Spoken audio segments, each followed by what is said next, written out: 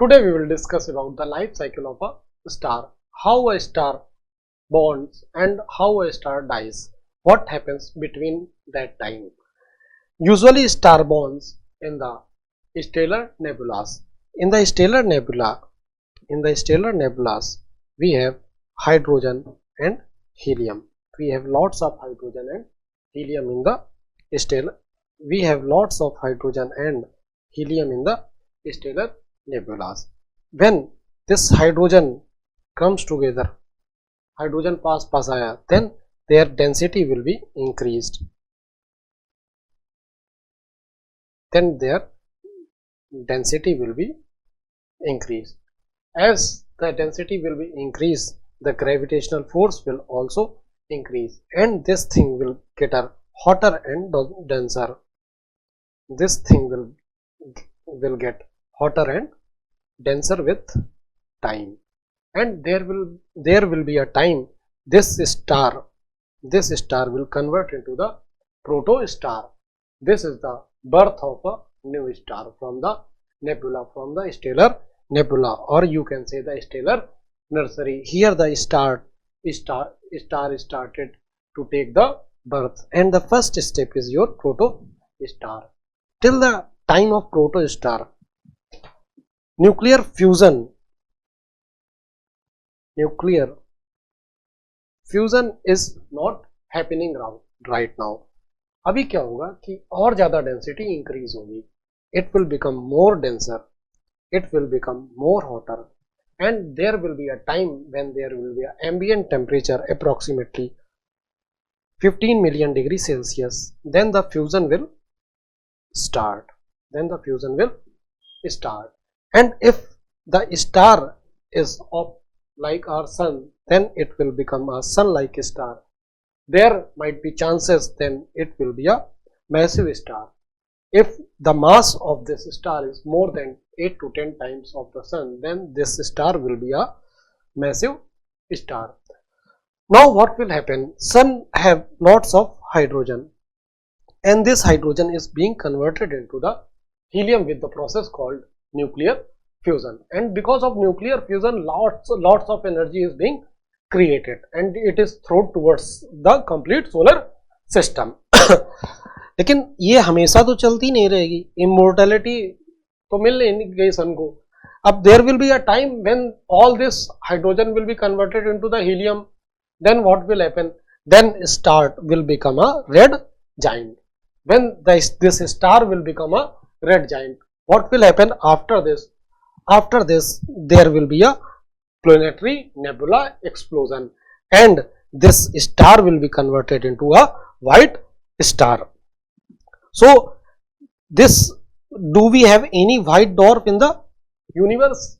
Yes, we have white dwarf in the universe, and the nearest white dwarf is your Sirius B.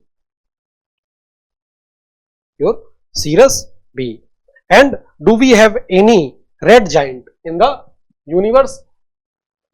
We have our nearest star that is named as Proxima, Proxima Centauri. Proxima Centauri is the nearest star to the sun, and it is a red giant. So this was life cycle of a normal star, a star like a sun.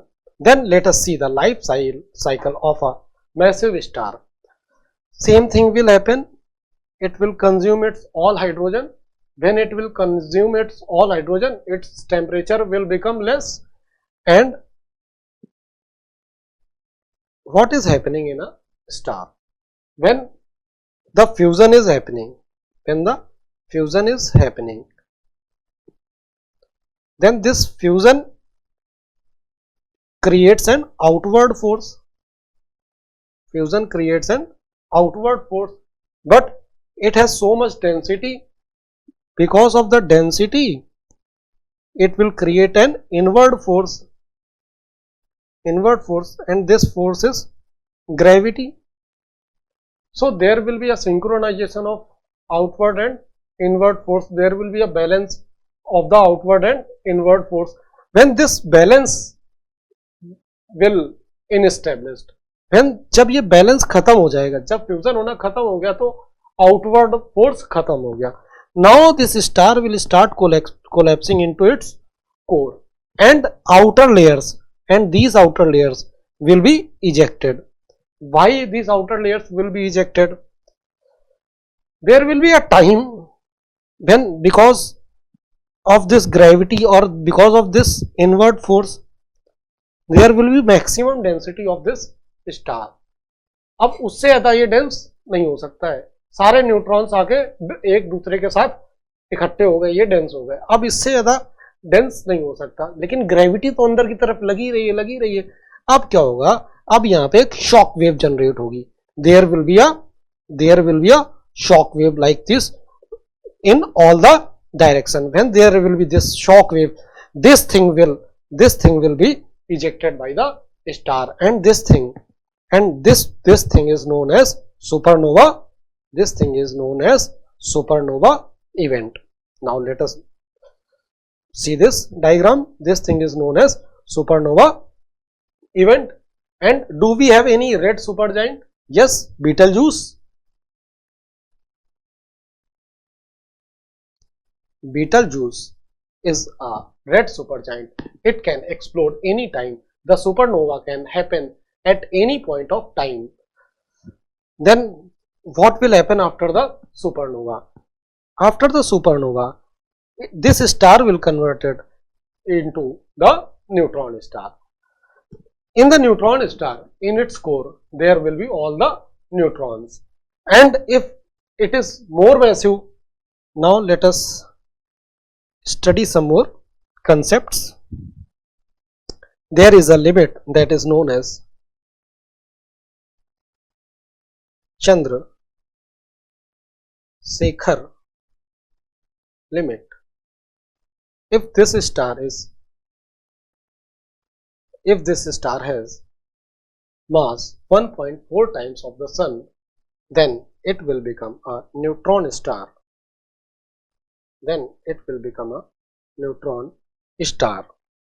And there is one more limit, that is Tolman Oppenheimer Volkoff limit. This limit says if this star crosses the mass 2 to 3 times of the sun, then this star will become a black hole. And we know one thing, black hole, in the center of the black hole we have singularity, and the layer that is called the event horizon,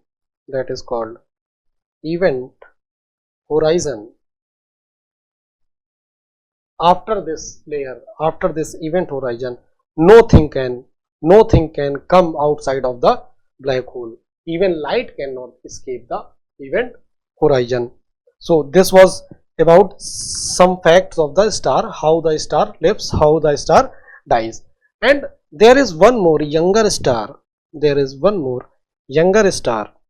is known as Herbis and Haro 46/47, where it is in the Milky Way. Here star making is going on, here star making is happening, and there are stars, those are only 1000 years old. They are very young stars that are emerging. The name of these stars are Herbis and Haro. And what is the center of our Milky Way? It is Sagittarius A. It is a supermassive black hole. It must have originated at the time of Big Bang, or by any supermassive star. So this was the life cycle of a star. One more thing that I want to add, whatever material is ejected by the supernova or planetary nebula, it will become the part of the star forming nebula, that is called as star nursery also. So the death of an old star, the death of an old star paves the way for the birth of a new star. So I can say death is not the end of the story, but death is the death is the beginning of a new story.